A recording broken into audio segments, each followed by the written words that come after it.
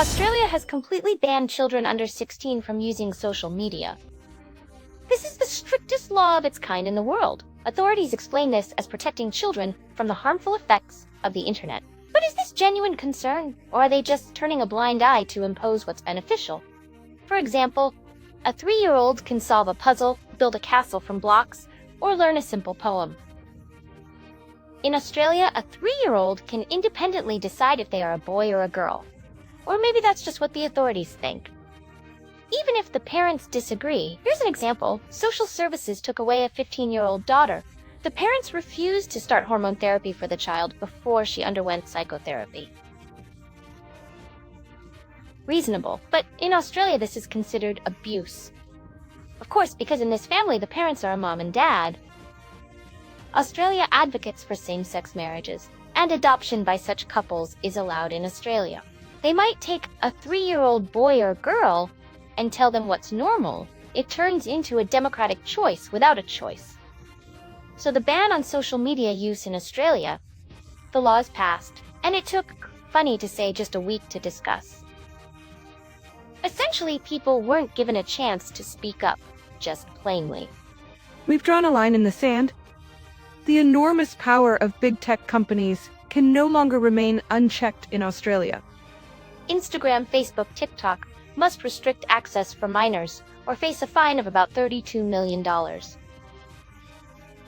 important question remains, what will be the mechanism for determining age? Australian authorities say platforms must come up with ways themselves.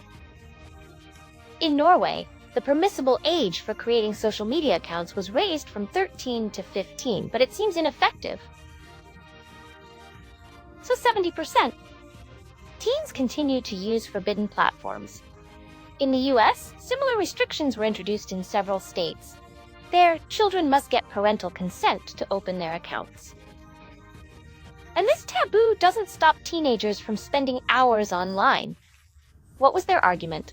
They counted the number of children who died due to a popular TikTok challenge in the US.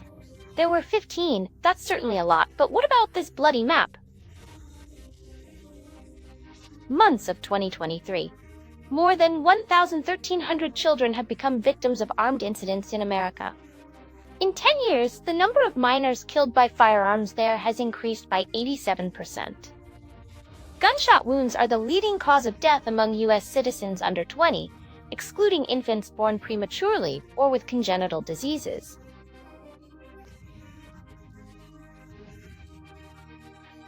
Moreover, guns are given to children there, even for birthdays. And recently, like those machines where kids pull out toys, vending machines with ammunition for firearms appeared in U.S. supermarkets. Yet, they are in no hurry to tighten restrictions. Moreover, the right to keep and bear arms is guaranteed by the Second Amendment to the U.S. Constitution. Regarding Belarus, in September, the Institute of Sociology of the National Academy of Sciences announced the results of a survey. 900 respondents from all age groups participated in the phone survey. Data on the screen. If divided by age preferences, youth and maturity correspond to vkontakty and odnoklasniki. 22% of respondents do not use social media.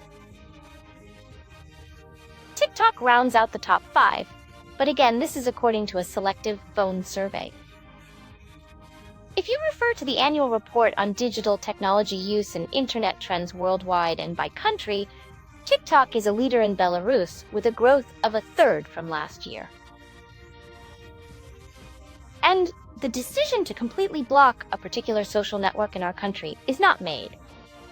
We recognize that on these platforms, despite some restrictions, our state media continue to operate, allowing us to reach a fairly wide audience. But today, such an opportunity exists. Tomorrow, it might not. To avoid relying on foreign, albeit popular resources, Belarus has created VideoBell. Not YouTube, of course, but a fast and reliable access to the truth.